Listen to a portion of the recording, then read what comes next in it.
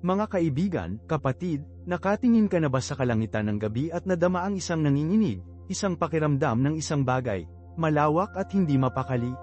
Ngayong gabi, sinisiyasat natin ang isang kwento na mas matanda kaysa sa oras mismo, isang salaysay na pinagtagpi sa mismong tela ng pagkakaroon. Pinag-uusapan namin si Lucifer, ang nagdadala ng ilaw, na naging prinsipe ng kadiliman. Ito ay hindi lamang isang kwento ng paghihimagsik, ito ay isang salamin na sumasalamin sa mga laban sa loob ng ating sariling mga kaluluwa, ang patuloy na tug of war sa pagitan ng pagmamataas at pagpapakumbaba, kalayaan at pagsumite. Alalahanin ang Jeremias Kapitulo 1 Versikulo 5, bago kita nabuo sa sinapupunan ay kilala kita, bago ka ipinanganak ay hiniwalayin kita, hinirang kita bilang isang propeta sa mga bansa. Kilala tayo ng Diyos, bago pa man ang ating paghihimagsik, bago ang ating pagmamataas. Inihiwalay niya kami para sa isang layunin. Gayunpaman, ang ilan ay pumili ng ibang landas. Ang paghihimagsik sa langit ay hindi isang biglaang pagsabog, ito ay isang mabagal, hindi mapaniniwalaan na paso, na pinapansin ng mga embers ng pagmamataas ni Lucifer. Larawan ng isang kaharian ng perpektong pagkakasunod-sunod, isang lungsod na langit na naligo sa nagliliwanag na ilaw ng presensya ng Diyos. Sa loob ng paraiso na ito, si Lucifer, isang pagiging napakalaking kapangyarihan at kagandahan, ay nagsimulang mag-alaga ng isang mapanganib na binhi, ang binhi ng kawalang kasiyahan. Kinwestiyon niya ang banal na pagkakasunod-sunod, ang mismong istruktura ng pagkakaroon mismo. Bakit, nagtataka siya, dapat ba tayong maglingkod? Bakit dapat tayong magsumite sa isang mas malaki kaysa sa ating sarili? Ang kanyang ay hindi isang simpleng pakiusap para sa higit pang awtoridad, ito ay isang mas malalim na pagnanasa para sa pagpapasya sa sarili, isang pagnanais na gumawa ng kanyang sariling kapalaran, na walang batayan ng kalooban ng Diyos. Hindi lamang ito ambisyon, ito ay isang pangunahing pagtanggi sa mismong kalikasan ng banal na awtoridad. Ito ay isang malalim na hindi pagkakaunawaan ng totoong katangian ng kalayaan, isang kalayaan na hindi matatagpuan sa kalayaan mula sa Diyos, ngunit sa isang kusang pagsuko sa kanyang pag-ibig. Ang hindi kasiyasyang kasiyahan na ito, na lumalaki sa isang nakamamanghang pagmamataas na kumonsumo sa kanya. Nagsimula siyang maniwala sa kanyang sarili na katumbas ng Diyos, kung hindi nakahihigit. Ang kanyang isang beses marobel na ambisyon ay pinilipat sa isang gutom para sa kapangyarihan, isang uhaw para sa pamamahala. Nakita niya ang kanyang sarili hindi bilang isang lingkod, ngunit bilang isang hari, isang pinuno na karapat-dapat ng isang trono sa tabi, o kahit nasa itaas, ang makapangyarihan sa lahat. Ito ang kritikal na punto, aking mga kaibigan. Ang banayad na paglipat mula sa isang pagnanais para sa pag-unawa sa isang kahilingan para sa pagkakapantay-pantay, mula sa isang pagtatanong ng awtoridad hanggang sa isang pagtanggi nito, ito ang landas upang masira. Ito ay isang landas na marami sa atin ang naglalakad, kahit na sa isang mas maliit na sukat, sa ating pang-araw-araw na buhay. Gaano kadalas natin pinahihintulutan ang ating kaakuhan, ang ating pagmamataas na magdikta sa ating mga aksyon, binubulag tayo sa totoong mapagkukunan ng katuparan. Ang pagmamataas ni Lucifer ay hindi isang nag-iisa na pagsisikap. Hindi siya nag-iisa sa kanyang paghihimagsik. Nagtipon siya ng isang clandestine council, isang kabol ng mga hindi nasirang anghel Belial, Astaroth, at iba pa na hinihikayat ng kanyang karisma at mga pangako ng kapangyarihan. Ang lihim na lipunan na ito ay nakaplot sa mga anino, bumubulong ng mga pag-aalinlangan at kawalang kasiyahan, subtly na nakakalason sa mga puso ng iba pang mga langit na langit. Pinagsama nila ang mga web ng panlilinlang, pag-twist sa mga hangarin ng Diyos, maling pagpapahayag ng kanyang pag-ibig at biyaya. Ang mga binhi ng pagtatalo ay inihasik, at sa lalong madaling panahon, ang isang beses na maayos na lupain ng Celestial ay nagsimulang bali. Tandaan mo ang kwento ng Tower of Babel. Ang pagmamataas at ambisyon ay humantong sa isang katulad na pagbagsak. Ang ambisyon ni Lucifer ay sumasalamin na ang kamangmangan ng tao sa isang cosmic scale. Ang mga bitak sa pagkakaisa ng Celestial ay hindi maaaring manatiling nakatago magpakailanman. Ang mga matapat na anghel, tulad ni Uriel, isang sentinel ng ilaw at katotohanan, ay nadama ang hindi mapaniniwalaan na katiwalian na kumakalat sa kalangitan. Si Uriel, isang mandirigma ng pananampalataya, ay humarap kay Lucifer, na nagsimula ng isang tahimik, ngunit brutal na digmaan. Ang labanan ay hindi lamang isang pag-aaway ng mga braso, ito ay isang salungatan ng mga ideolohiya, isang pakikibaka sa pagitan ng pagsunod at paghihimagsik, sa pagitan ng pananampalataya at pag-aalinlangan. Hindi ito isang pisikal na labanan lamang, ito ay isang labanan para sa mga puso at isipan ng mga anghel, isang digmaan ang naganap sa hindi nakikitang mga pag-iisip at espiritu. Ang paghihimagsik ay hindi lamang isang gawa ng karahasan, ito ay isang malalim na espiritual na krisis. Ang sumunod na salungatan ay, sa makatuwid, higit pa sa isang digmaan, ito ay isang espiritual na labanan para sa mismong kaluluwa ng paglikha. Ang digmaang langit ay nagngangalit, isang tahimik, maliwanag na bagyo sa buong langit. Hindi ito ang kulog na pag-aaway ng mga hukbo na maaari nating isipin, ngunit isang banayad, hindi mapaniniwalaan na salungatan, nakipaglaban sa mga ethereal na eroplano ng pag-iisip at kalooban. Ang mga matapat na anghel, ang kanilang mga pormang makalangit ay nagliliyab na may banal na ilaw, ay nakipag-away sa mga puwersa ni Lucifer, ang kanilang mga dating walang katapusang mga katawan na ngayon ay nagdidilim ng paghihimagsik, pinilipit ng inggit. Ang mismong tela ng paglikha ay nanginginig sa ilalim ng bigat ng kosmikong pakikibaka. Isipin ang pag-aaway ng dalisay na ilaw laban sa pag-encroaching ng anino, ang pakikibaka sa pagitan ng walang tigil na pananampalataya at mapang-akit na pagdududa. Si Uriel, matatag sa kanyang debosyon, pinangunahan ang singil laban sa mga lidya ni Lucifer. Hindi siya gumamit ng isang tibak ng bakal, ngunit isang talam ng hindi matitinag na pananampalataya, isang kalasag na hinuhulaan mula sa hindi matitinag na katapatan.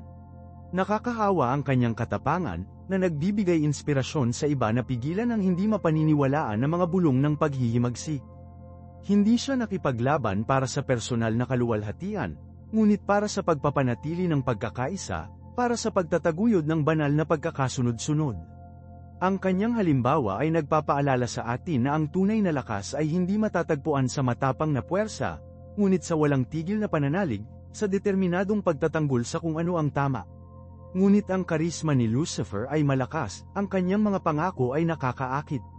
Nagpinta siya ng isang matingkad na larawan ng isang mundo na malaya mula sa mga hadlang ng banal na awtoridad, isang mundo kung saan matukoy ng mga anghel ang kanilang sariling mga patutunguhan, isang mundo kung saan ang ambisyon ay hindi isang kasalanan, ngunit ang pinakamataas na birtud. Nagsalita siya tungkol sa pagpapasya sa sarili, ng pagpapalaya mula sa napansin na paniniil ng kalooban ng Diyos.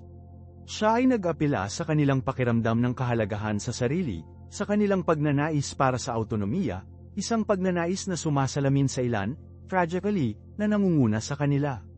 Sa makatuwid, ang paghihimagsik na ito ay hindi lamang isang salungatan sa militar, ngunit isang psikolohikal at espiritual, isang labanan para sa mismong kaluluwa ng bawat anghel.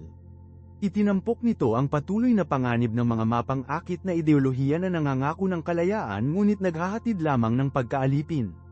Ang labanan ay pinalawak na lampas sa pisikal na kaharian. Nag-spill dito sa mga espiritual na eroplano, sa mismong kakanyahan ng pagiging. Ang mga anghel ay nakipaglaban hindi lamang sa mga sandata, ngunit may kapangyarihan ng kanilang mga paniniwala, na may lakas ng kanilang mga paniniwala. Ang larangan ng digmaan ay naging isang krus, na sumusubok sa pananampalataya at lakas ng bawat makalangit na pagkatao.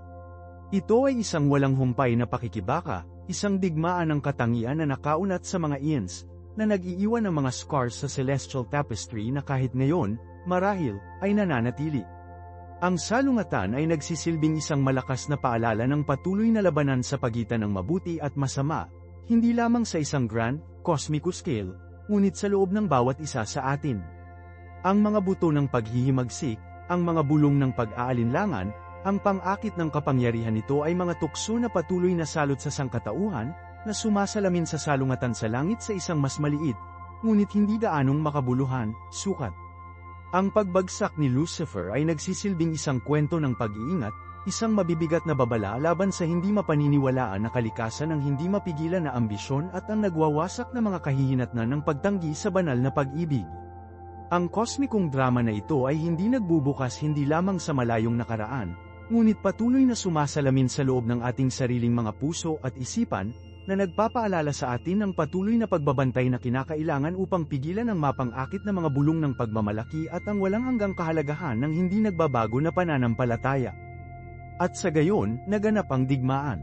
Isipin, kung gagawin mo, isang salungatan ang nakipaglaban hindi sa armas ng crudo, ngunit sa mismong tela ng paglikha mismo. Ang mga bituin ay sumabog sa nagniningas na supernovae, na sumasalamin sa mga cataclysmic clash ng mga angelic legion. Ang mga nebulas ay lumusat sa pagdalamhati ng mga nahulog na anghel, ang kanilang mga form na ethereal na natunaw sa kosmikong alikabok. Ang mismong langit ay nanginginig sa ilalim ng bigat ng naturang kosmiko na pagtatalo. Ito ay hindi lamang isang labanan ng lakas, ngunit isang paligsahan ng mga kalooban, isang pakikibaka para sa pangingibabaw sa mismong kakanyahan ng katotohanan.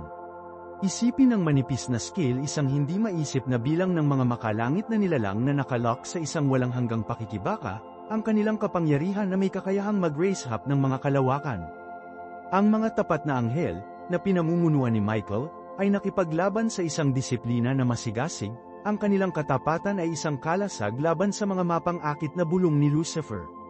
Hindi lamang sila sundalo, sila ay tagapag-alaga ng paglikha, tagapagtanggol ng kaayusan. Bawat isa ay may isang natatanging banal na regalo, isang kapangyarihan na pinarangalan sa paglipas ng serbisyo. Ang ilan ay gumamit ng sunog na langit, ang iba ay nag-utos sa mismong puwersa ng kalikasan, pagmamanipula ng gravity, pagmamanipula ng oras mismo. Ang kanilang mga ranggo ay magkakaiba, na sumasalamin sa malawak na spectrum ng banal na nilikha, at gayunpaman, tumayo sila na nagkakaisa sa kanilang layunin. Ang kanilang ibinahaging debosyon sa Diyos ay isang malakas at walang tigil na puwersa. Ang kanilang mga laban ay mga testamento sa lakas ng pagkakaisa, ang kapangyarihan ng kolektibong layunin. Si Lucifer, gayunpaman, ay hindi lamang kalaban. Siya ay isang napakalawak na kapangyarihan, ang kanyang karisma ay isang sandata na kasing lakas ng anumang talam ng langit. Ang kanyang mga tagasunod ay hindi lamang naligaw, sila ay nahihikayat, ang kanilang mga puso at isipan na manipulahin ng kanyang tuso na retorika. Ipinangako niya sa kanila ang kalayaan, autonomiya, ang kapangyarihang humuhubog sa kanilang sariling mga patutunguhan, isang nakatutukso na pang-akit sa mga nagnanais ng pagpapasya sa sarili, para sa isang buhay na hindi nababago ng napansin na mga paghihigpit ng awtoridad ng banal. Ang apela ay hindi sa kanilang base instincts, ngunit sa kanilang talino, sa kanilang pagnanais para sa pagpapahayag ng sarili, isang pagnanasa para sa isang mundo na tinukoy hindi sa pamamagitan ng pagsunod, ngunit sa pamamagitan ng independenteng pag-iisip at pagkilos. Nag-alok siya ng isang pangitain ng isang mundo kung saan ang ambisyon ay hindi isang kasalanan, ngunit isang kabutihan, kung saan ang kapangyarihan ay hindi isang responsibilidad, ngunit isang tama. Sa makatuwid, ang paghihimagsik na ito ay higit pa sa isang simpleng kampanya ng militar.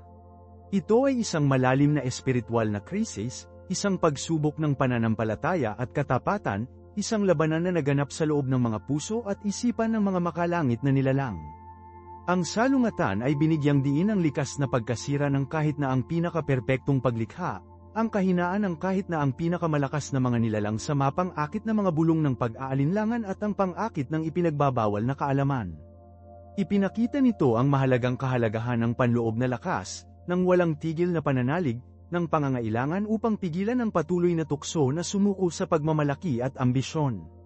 Ang digmaan sa langit ay hindi lamang isang makasaysayang kaganapan, ito ay isang malalim na espiritual na aralin, isang matibay na babala laban sa mga panganib ng hindi napigilan na ambisyon, ang mapang-akit na kalikasan ng kapangyarihan, at ang patuloy na pakikibaka sa pagitan ng mabuti at kasamaan na patuloy na nagagalit sa loob ng bawat isa sa atin. Ang mga boses ng salungatan sa langit na ito ay patuloy na nagbabalik sa pamamagitan ng cosmos, na humuhubog sa mismong tela ng katotohanan mismo, isang testamento sa walang hanggang kapangyarihan ng pananampalataya, katapatan at ang hindi nagbabago na pagtugis sa kung ano ang tama. Ang mga aralin na natutunan mula sa salungatan na ito ay mananatiling may kaugnayan, walang hanggan na nagbubunyag sa mga tahimik na puwang sa pagitan ng mga bituin. Sa makatuwid, ang pagbagsak ni Lucifer ay hindi lamang isang makasaysayang kaganapan, ngunit isang walang katapusang parabula, isang kwentong caution na nauugnay sa bawat edad, isang paalala ng kahalagahan ng pagbabantay, ang mga peligro ng hindi napigilan na ambisyon, at ang walang katapusang kapangyarihan ng hindi matitinag na pananampalataya. Isaalang-alang ang kalikasan ng paghihimagsik ni Lucifer. Ito ay hindi isang malupit na pagkuha ng puwersa, isang simpleng grab ng kuryente. Ito ay isang sopistikadong kampanya ng pagbabagsak sa ideolohikal. Hindi niya lamang hinamon ang awtoridad ng Diyos, kinwestiyon niya ang mismong likas na katangian ng banal na awtoridad mismo. Nagpakita siya ng isang nakakahimok na alternatibo, isang pangitain ng isang mundo na malaya mula sa inilalarawan niya bilang mapang-api na kontrol ng banal.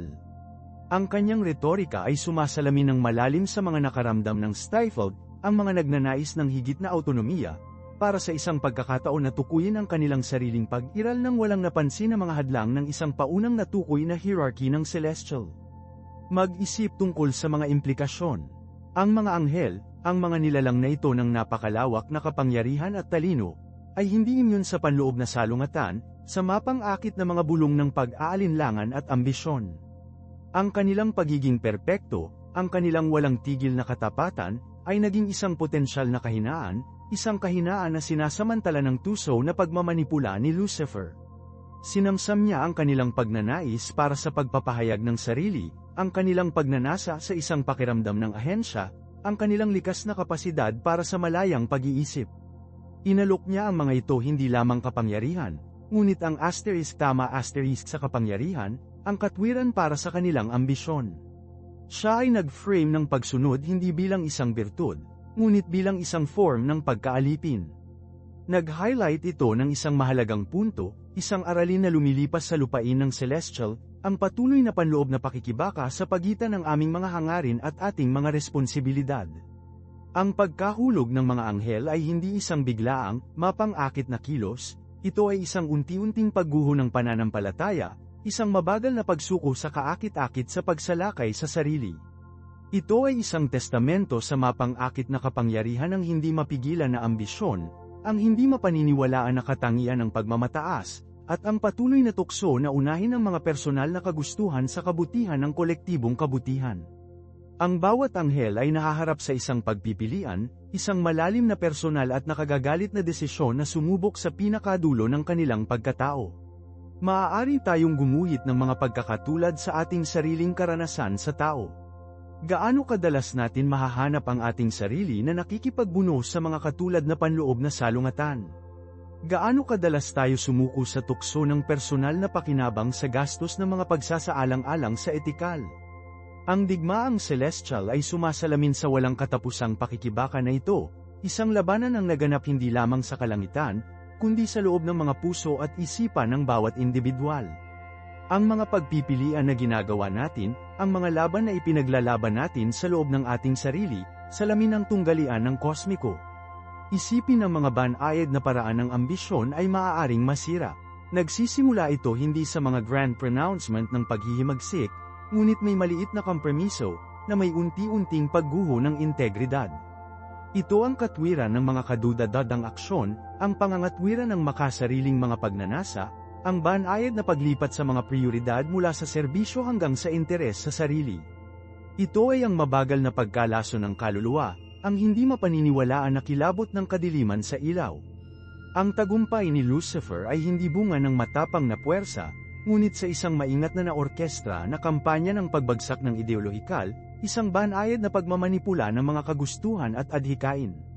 Hindi niya lamang ibagsak ang Diyos, siya ay naghasik ng discord, sinamantala niya ang mga kahinaan, naglaro siya sa likas na tao o marahil, sa kasong ito, angelic na nagnanais ng autonomiya at pagpapasya sa sarili. Ang digmaan sa langit ay hindi lamang isang pag-aaway ng mga hukbo, ito ay isang labanan para sa mga puso at isipan, isang pakikibaka para sa mismong kaluluwa ng paglikha mismo. At yun, ang aking apprentice, ay isang aralin na patuloy na sumisigaw sa kawalang hanggan. Isaalang-alang ang likas na katangian ng katapatan mismo. Ang hindi nagbabago na debosyon ng mga anghel ay isang lakas o isang kahinaan. Ang pagsunod sa bulag, hindi pagtatanong ng katapatan ang mga ito ay maaaring maging makapangyarihang puwersa, ngunit iniiwan din nila ang mga individual na mahina sa pagmamanipula. Naniniwala ako, ang tunay na katapatan ay nangangailangan ng pag-unawa, kritikal na pag-iisip, at isang pagpayag na tanungin kahit na ang pinaka-itinatag na mga awtoridad. Ang mga anghel, sa kanilang pagiging perpekto, ay kulang sa mahalagang elemento na ito. Ang mga ito ay matapat, oo, ngunit ang kanilang katapatan ay isang mahigpit, hindi nakagaganyak na bagay, madaling sinasamantala ng isang master manipulator tulad ni Lucifer. Nagpakita siya ng isang mapang-akit na alternatibo, isang katapatan sa sariling mga hangarin at kagustuhan. Inalok niya sa kanila ang nakalalasing na kalayaan sa pagpapasya sa sarili, isang kalayaan na hindi nila tunay na kilala. Mag-isip tungkol sa konsepto ng malayang kalooban. Ibinigay ng Diyos ang mga anghel na malayang kalooban, isang regalo ng napakalawak na kapangyarihan at potensyal. Ngunit ang malayang kalooban, nang walang karunungan at kamalayan sa sarili, ay maaaring maging isang mapanganib na bagay. Ito ay isang dobleng talam, na may kakayahang parehong hindi kapani-pani walang paglikha at pagkasira ng sakuna. Ang mga anghel, sa kanilang walang tigil na katapatan, ay hindi sinasadyang sumuko ng isang bahagi ng kanilang malayang kalooban. Si Lucifer, gayunpaman, ay matalino na na-reframe ang issue, na ipinakita ang kanyang paghihimagsik hindi bilang isang pagtanggi sa malayang kalooban, ngunit bilang pangwakas na pagsasakatuparan nito. Nagpinta siya ng isang larawan ng pagpapalaya, ng paglabas mula sa napansin na mga hadlang ng banal na awtoridad. Inalok niya sa kanila ang isang pagpipilian, isang tila nagbibigay lakas na pagpipilian, na sa huli ay humantong sa kanilang pagbagsak. Ito ay nagsasalita sa mga panganib ng pagmamanipula ng ideolohikal, ang kapangyarihan ng mapanghikayat na retorika upang mapalitan kahit na ang pinakamatatag na paniniwala. Si Lucifer ay hindi isang matapang na puwersa ng mananakop, siya ay isang master strategist, isang tuso na arkitekto ng hindi pagkakaunawaan. Hindi lang siya nag-utos, hinikayat niya, nahihikayat siya, sinamantala niya ang mga umiiral na tensyon at kahinaan sa loob ng host ng anghel. Naunawaan niya ang kanilang mga pagnanasa, ang kanilang mga ambisyon, ang kanilang hindi sinasabing pagnanasa, at husay na nilalaro niya sa kanila, na naghahabi ng isang salaysay na sumasalamin sa kanilang pinakamalalim na pagnanasa. At ito, ang aking apprentice, ay isang aralin para sa ating lahat. Dapat tayong maging mapagbantay laban sa mapang-akit na mga bulong ng pagmamanipula, ang hindi mapaniniwalaan na kilabot ng mga ideolohiya na nangangako ng pagpapalaya habang naghahatid ng pagkaalipin. Dapat nating linangin ang kritikal na pag-iisip, awtoridad ng tanong, at paunlarin ang karunungan upang makilala ang katotohanan mula sa kasinungalingan. Dapat nating malaman na kilalanin ang mga banayad na paraan kung saan maaaring mapagsamantalahan ang ating sariling mga hangarin, ang ating sariling mga kahinaan ay manipulahin. Ang digmaan sa langit ay hindi lamang isang labanan sa pagitan ng mabuti at masama, ito ay isang labanan para sa mismong kakanyahan ng malayang kalooban, isang pakikibaka upang tukuyin ang likas na katangian ng katapatan, pagsunod, at pagpapasya sa sarili. Ito ay isang salungatan na patuloy na naglalaro sa puso ng tao, isang patuloy na pakikibaka sa pagitan ng aming mga adhikain at aming mga responsibilidad, sa pagitan ng mapang-akit na pangsarili ng interes sa sarili at ang walang hanggang kapangyarihan ng kolektibong kabutihan. Ang pagbagsak ng mga anghel ay nagsisilbing isang paalala ng mga panganib ng hindi mapigilan na ambisyon, ang mapang-akit na kapangyarihan ng pagmamanipula, at ang kahalagahan ng paglilinang ng karunungan at kamalayan sa sarili sa harap ng tukso. Ito ay isang kwento ng pag-iingat na naka-etch sa celestial tapestry, isang aralin na lumilipas sa mga hangganan ng oras at espasyo, isang kwento na patuloy na nagbubukas sa loob ng bawat isa sa atin. Ang labanan ay hindi natapos, nagagalit ito, sa loob at wala. Isaalang-alang ang likas na katangian ng katapatan, ang aking apprentice. Ito ba ay bulag na pagsunod, isang hindi pagtatanong na pagsunod sa awtoridad, o ito ba ay isang bagay na mas nakakainis? Ang mga anghel, sa kanilang walang tigil na debosyon, ay maaaring ipakita ang isang form ng katapatan na hangganan sa fanatismo. Sobrang nakatuon sila sa kanilang debosyon sa banal na nabigo silang kritikal na suriin ang kanilang sariling mga paniniwala, upang tanungin ang mismong mga pundasyon ng kanilang pananampalataya. Ang hindi pagtatanong na katapatan na ito, habang tila mabubuti, sa huli ay napatunayan na ang kanilang pag-ando. Sinamantala ni Lucifer ang kapintasan na ito, na nasamsam ang kanilang hindi pagtatanong sa pagtanggap ng itinatag na pagkakasunod-sunod. Ipinakita niya ang kanyang sarili bilang isang tagapagpalaya, na nag-aalok sa kanila ng isang landas patungo sa isang higit na pag-unawa sa kalayaan, isang kalayaan na, sa kanyang baluktot na salaysay, ay makakamit lamang sa pamamagitan ng pagtanggi sa napansin na mga limitasyon ng banal na awtoridad. Mag-isip tungkol sa karanasan ng tao. Nakikita namin ang parehong dynamic na pag-play out sa hindi mabilang na mga sitwasyon. Ang walang tigil na katapatan ng isang tagasunod sa isang pinuno ng charismatic, ang hindi pagtatanong na pagtanggap ng itinatag na dogma, ang bulag na pananampalataya na inilagay sa mga institusyon, lahat ito ay mayabong na batayan para sa pagmamanipula. Ang kasaysayan ay puno ng mga halimbawa ng mga pinuno na sinamantala ang katapatan ng kanilang mga tagasunod, gamit ang mapanghikayat na retorika upang bigyang katwiran ang kanilang mga aksyon, na madalas na humahantong sa mga nagwawasak na mga kahihinatnan. Isipin ang mga totalitarian rehimen ng ika-20 siglo, ang mga pinuno ng kulto na nagtipon ng tapat na mga pagsunod, ang mga korporasyon na pinahahalagahan ang kita sa mga pagsasaalang-alang sa etikal. Sa bawat isa sa mga kasong ito, ang katapatan, kung hindi mapigilan ng kritikal na pag-iisip at kamalayan sa sarili, ay maaaring maging isang tool ng pang-aapi. Ang susi, ang aking apprentice, ay upang linangin ang isang malusog na pag-aalinlangan. Hindi ito tungkol sa pangungutya o kawalan ng tiwala, ngunit tungkol sa isang malay tao na pagsisikap na suriin ang kritikal na impormasyon, upang tanungin ang mga pagpapalagay, at suriin ang mga pagganyak sa likod ng mga mapanghikayat na argumento. Ito ay tungkol sa pag-unawa sa mga banayad na paraan kung saan ang ating sariling mga biases at kagustuhan ay maaaring ulap ang ating paghuhusga, na ginagawang madaling kapitan sa pagmamanipula. Dapat nating malaman na makilala sa pagitan ng tunay na katapatan, batay sa ibinahaging mga halaga at paggalang sa isa't isa, at ang bulag na pagsunod sa awtoridad na maaaring humantong sa ating sariling pagkaalipin. Ang pagbagsak ng mga anghel ay nagsisilbing isang malalim na aralin sa kahalagahan ng kritikal na pag-iisip, ng pangangailangan na tanungin ang lahat, maging ang mga bagay na mahal natin. Ito ay isang paalala na ang tunay na katapatan ay hindi bulag na pagsunod, ngunit isang malay tao na pagpipilian, na alam ng dahilan at pag-unawa. Ito ay isang testamento sa kapangyarihan ng kamalayan sa sarili, ang kakayahang umatras at suriin ang ating sariling mga paniniwala at motibasyon, upang masuri ang mga potensyal na kahihinatnan ng ating mga aksyon, at pumili ng matalino. Ang landas sa totoong kalayaan, tunay na katapatan, at tunay na pagpapasya sa sarili ay hindi namamalagi sa hindi pagtanggap ng pagtanggap, ngunit sa matapang na hangarin ng katotohanan at pag-unawa. Ang hangarin na ito, ang aking apprentice, ay isang panghabambuhay na paglalakbay, isang patuloy na pakikibaka laban sa mapang-akit na mga bulong ng pagmamanipula, isang labanan na naganap sa loob ng puso ng bawat individual. Ang digmaan sa langit ay patuloy na bumabalik sa mga edad, isang walang tiyak na oras na paalala ng mesla na balanse sa pagitan ng malayang kalooban at karunungan, sa pagitan ng katapatan at pagpapasya sa sarili. At ito ay isang labanan sa iyo, ang aking apprentice, ay dapat maging handa upang labanan. Isaalang-alang ang talinghaga ng pastol at ang kanyang kawan. Ang pastol, isang figura ng awtoridad, ay gumagabay sa kanyang mga tupa, na nagbibigay para sa kanilang mga pangangailangan, pinoprotektahan ang mga ito mula sa pinsala. Ang mga tupa, sa kanilang pag-asa, ay sundin ng walang taros, ang kanilang katapatan na hindi pagtatanong. Ito ay isang tila walang imik na larawan, isang testamento sa natural na pagkakasunod-sunod. Ngunit ano ang mangyayari kapag ang mga hangarin ng pastol ay kadudadadang?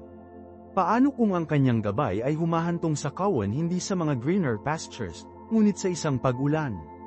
Ang bulag na katapatan ng tupa ay nagiging kanilang pag-ando. Ito ay tiyak na panganib ng hindi napapansin na pagsunod sa awtoridad.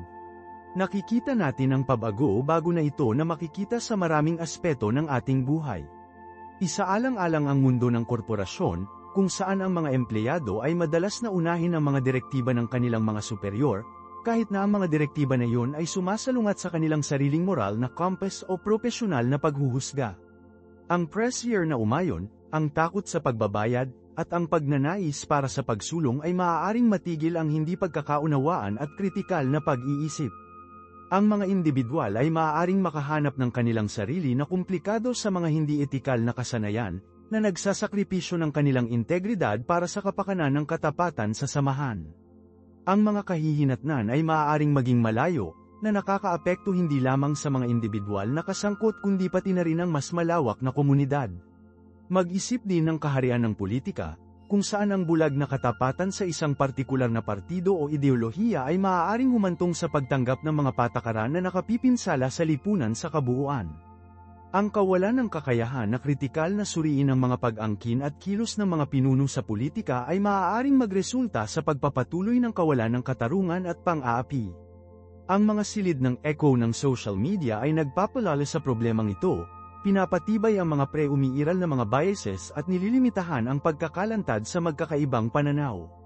Ang resulta ay isang lipunan na nabali sa pamamagitan ng polarization, kung saan ang pangangatwiran na diskurso ay pinalitan ng tribalism at ang hangarin ng katotohanan ay sinakripisyo sa dambana ng katapatan. Sa makatuwid, ang paglilinang ng malusog na pag-aalinlangan, sa makatuwid, ay hindi lamang isang pilosopikal na ehersisyo ngunit isang mahalagang kasanayan para sa pag-navigate sa pagiging komplikado ng karanasan ng tao. Ito ay isang kalasag laban sa pagmamanipula, isang tool para sa pagkilala sa katotohanan mula sa kasinungalingan, at isang landas sa tunay na pagpapasya sa sarili. Nangangailangan ito ng lakas ng loob, isang pagpayag na tanungin ang mga itinatag na pamantayan, upang haminin ang awtoridad, at harapin ang hindi komportable na mga katotohanan. Ito ay isang paglalakbay ng patuloy na pagmuni-muni sa sarili, isang proseso ng patuloy na pag-aaral at paglaki. Hinihiling nito ang pagpapakumbaba, isang pagkilala sa ating sariling mga limitasyon at biases, at isang pangako sa paghanap ng kaalaman at pag-unawa, kahit na hinamon nito ang ating malalim na paniniwala. Ito ang landas sa tunay na kalayaan, isang kalayaan na ipinanganak hindi ng bulag na pagsunod, ngunit ng malay na pagpili, na alam sa pamamagitan ng kadahilanan at kritikal na pag-iisip, isang kalayaan na nagpapahintulot sa atin na pumili ng katapatan batay sa ibinahaging mga halaga at paggalang sa isa't isa, sa halip na bulag na pagsunod sa awtoridad. Ang digmaan sa langit, ang aking apprentice, ay isang palaging paalala na ang labanan na ito para sa katotohanan at pag-unawa ay isa na dapat ipaglaban sa loob ng bawat isa sa atin. At ito ay isang labanan na nagkakahalaga ng pakikipaglaban. Ang mga pusta ay masyadong mataas upang simpleng tanggapin ang salaysay na ipinakita sa amin ng walang tanong. Dapat tayong maging aktibong mga kalahok sa paghubog ng ating sariling mga patutunguhan, hindi pasibo na tatanggap ng agenda ng ibang tao. Ito ang totoong kahulugan ng pagpapasya sa sarili, ang kalayaan na pumili ng ating sariling landas, na ginagabayan ng karunungan, hindi sa pamamagitan ng bulag na pananampalataya. Kaya, paano natin malilinang ang mahalagang pag-aalinlangan na ito? Hindi ito tungkol sa pagiging mapang-uyam, patuloy na pagdududa sa lahat. Iyon ay isang iba't ibang hayop na buo, isang anyo ng intelektual na catamaran na nakamask bilang pagbabantay. Ang tunay na pag-aalinlangan ay nakikilala, pumipili. Ito ay tungkol sa pagtatanong ng mga tamang katanungan, ang mga katanungan sa pagsubok na nakarating sa puso ng bagay. Nagsisimula ito sa kamalayan sa sarili. Ang pag-unawa sa aming sariling mga biases, ang aming naunang mga paniwala, ay pinakamahalaga. Lahat tayo ay mayroon sa kanila, ito ay kalikasan ng tao. Ang susi ay upang kilalanin ang kanilang pag-iral at aktibong gumana upang mabawasan ang kanilang impluensya sa ating paghuhusga. Isaalang-alang ang bias ng kumpirmasyon, halimbawa, kami ay may posibilidad na maghanap ng impormasyon na nagpapatunay sa aming umiiral na paniniwala at tanggalin ang impormasyon na sumasalungat sa kanila. Ito ay isang banayad ngunit malakas na puwersa, na humahantong sa amin ang mga landas ng intelektual na pagwawalang kilos at potensyal na nakakapinsalang conclusion. Upang labanan ito, dapat nating aktibong maghanap ng mga hindi pagkakaunawaan ng mga pananaw, kahit na ang mga hamon sa ating pinakamalalim na gaganapin na mga paniniwala. Makipag-ugnay sa magalang na pag-uusap sa mga may hawak na magkasalungat na pananaw.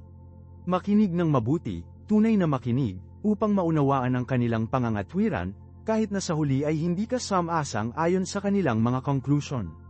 Dito gumaganap ang empatiya ng isang kritikal na papel. Pinapayagan tayo ng empatiya na lumakad sa labas ng aming sariling limitadong pananaw at makita ang mundo sa pamamagitan ng mga mata ng iba.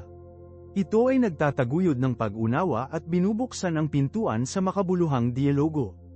Bukod dito, linangin ang isang malusog na kawalan ng tiwala ng awtoridad. Hindi ito tungkol sa paghihimagsik para sa kapakanan ng paghihimagsik, ngunit sa halip isang pagkilala na ang mga numero ng awtoridad, tulad ng lahat ng tao, ay mahuhulog. Maaari silang maging mali, maaari silang malinlang, maaari silang masira ng kapangyarihan. Tanong sa kanilang mga motibo, suriin ang kanilang katibayan, at huwag matakot na haminin ang kanilang mga pahayag kapag warranted.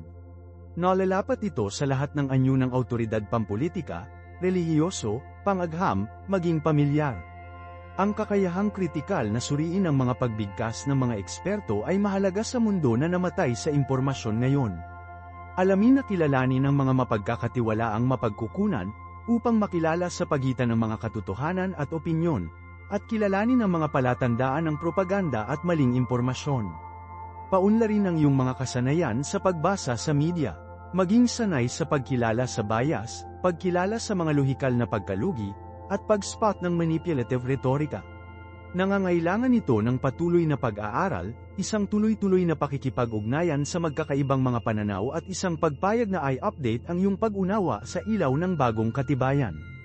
Ito ay isang habambuhay na pagtugis, isang paglalakbay ng paglago ng intelektual na hindi tunay na nagtatapos.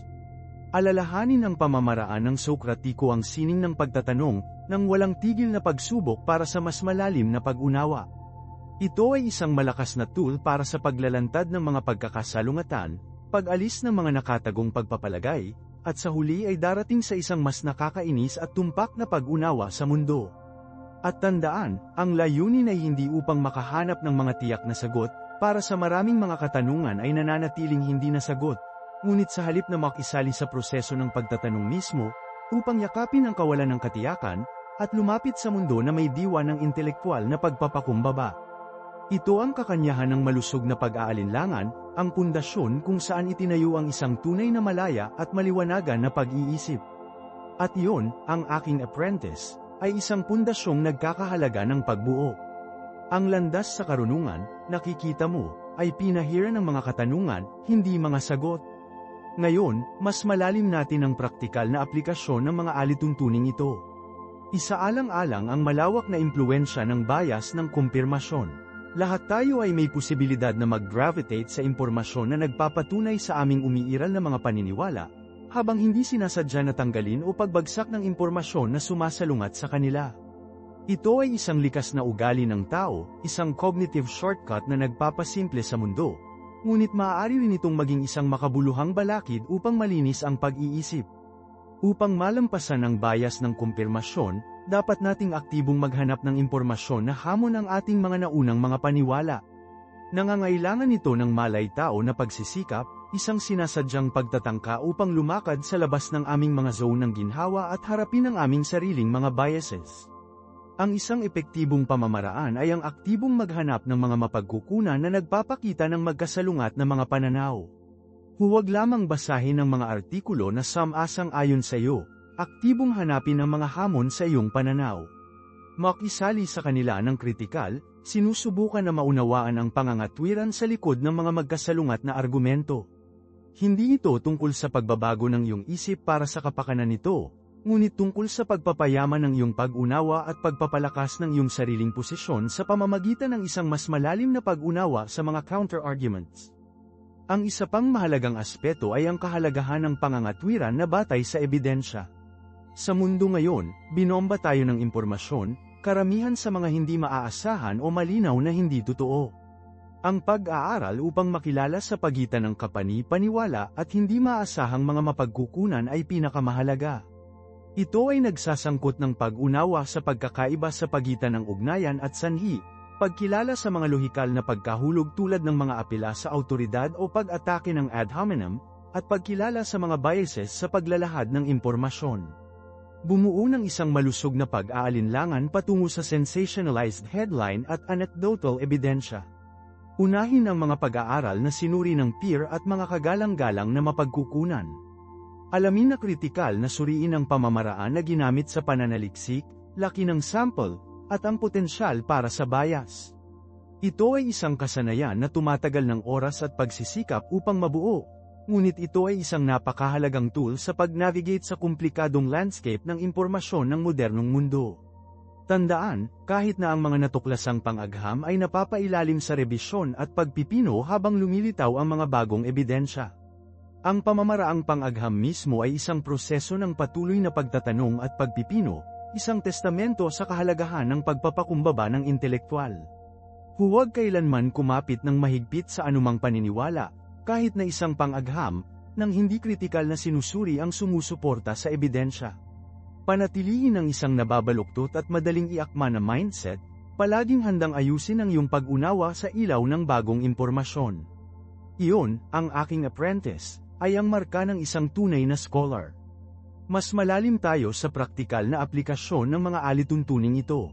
Isaalang-alang, halimbawa, ang patuloy na debate na nakapalibot sa pagbabago ng klima.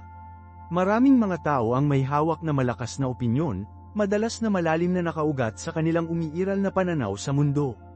Ang mga tumatanggap ng pang-agham na pinagkasunduan sa pagbabago ng klima ng anthropogeniko ay madalas na nagbabanggit ng mga pag-aaral na sinuri ng peer, detalyadong mga modelo ng klima, at napapansin na mga uso tulad ng pagtaas ng mga antas ng dagat at natutunaw na mga glacier.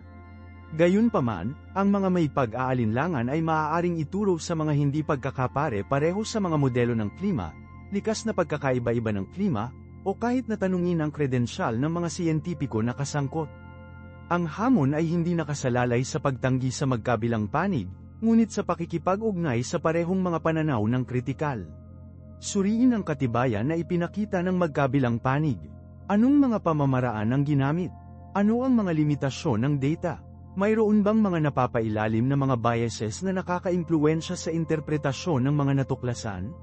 Sa pamamagitan ng pagsali sa mahigpit na pagsusuri na ito, hindi mo lamang palakasin ang iyong sariling pag-unawa ngunit bumuo din ng isang mas nakakainis at kaalamang pananaw sa issue. Malalaman mong pahalagahan ang pagiging komplikado ng problema, ang mga kawalan ng katiyakan na kasangkot, at ang mga limitasyon ng aming kasalukuyang kaalaman. Ang isa pang lugar kung saan ang kritikal na pag-iisip ay mahalaga ay ang pagsusuri sa diskurso sa politika. Sa lubos na polarized na pampulitikang klima, madali itong mabiktima sa mga silid ng echo at bias ng kumpirmasyon. Kami ay may posibilidad na palibutan ang ating sarili sa mga katulad na individual na may pag-iisip, pinapatibay ang aming umiiral na paniniwala at nililimitahan ang ating pagkakalantad sa mga alternatibong pananaw. Upang mapigilan ito, aktibong maghanap ng magkakaibang mga mapagkukunan ng impormasyon, kasama na ang mga hamon sa iyong sariling mga pampulitikang sandalan. Basahin ang mga piraso ng opinyon mula sa iba't ibang mga pananaw, makinig sa mga podcast na nagtatampok ng magkakaibang tinig, at makisali sa magalang na pag-uusap sa mga taong may hawak na mga pananaw. Huwag mahiya palayo sa hindi komportable na pag-uusap, sa halip, yakapin sila bilang mga pagkakataon para sa pag-aaral at paglaki. Tandaan, ang layunin ay hindi kinakailangan upang baguhin ang isip ng isang tao, ngunit upang maunawaan ang kanilang pananaw at upang pinuhin ang iyong sariling pag-unawa sa pamamagitan ng maalalahanin na pakikipag-ugnayan. Ang isang mahalagang kasanayan dito ay ang kakayahang makilala ang mga lohikal na pagkahulog sa retorika sa politika. Alamin na kilalanin ang mga apela sa emosyon, mga argumento ng dayami, at pag-atake ng ad hominem. Ito ang mga karaniwang taktika na ginamit upang manipulahin ang opinyon ng publiko, at ang pag-unawa sa kanila ay mahalaga para sa pag-navigate sa komplikadong mundo ng diskurso sa politika. Sa pamamagitan ng pagbuo ng iyong mga kritikal na kasanayan sa pag-iisip, mas mahusay kang masuri upang masuri ang impormasyong nakatagpo mo, upang makilala ang mga biases at maling impormasyon, at upang mabuo ang iyong sariling mga kaalamang opinyon. Ito naman, ay magbibigay daan sa iyo upang lumahok ng mas makabuluhan sa demokratikong proseso at mag-ambag sa isang mas may kaalaman at nakikibahagi na mamamayan. Tandaan, ang hangarin ng kaalaman ay isang panghabambuhay na paglalakbay, at ang pag-unlad ng mga kritikal na kasanayan sa pag-iisip ay isang mahalagang bahagi ng paglalakbay na iyon. Ito ay isang proseso ng patuloy na pag-aaral, pagtatanong, at pagpipino. Yakapin ang hamon, aking apprentice, at aanihin mo ang mga gantimpala. Kaya, ano ang iyong asterisk mga saloobin sa pinaka-epektibong mga diskarte para sa paggalang ng mga kritikal na kasanayan sa pag-iisip? Ipaalam sa akin sa mga komento sa ibaba. At huwag kalimutan na mag-subscribe, pindutin ang notification bell upang hindi ka makaligtaan sa aming susunod na video na ginalugad ang lakas ng lohikal na pangangatwiran, at sumali sa akin sa susunod na mas malalim kami sa kamanghamanghang paksa na ito. Hanggang sa pagkatapos, panatilihin ang pagtatanong, panatilihin ang pag-aaral, at patuloy na lumalaki. Siyaw para sa ngayon, aking mga kaibigan. Ito si Marco, nag-sign off.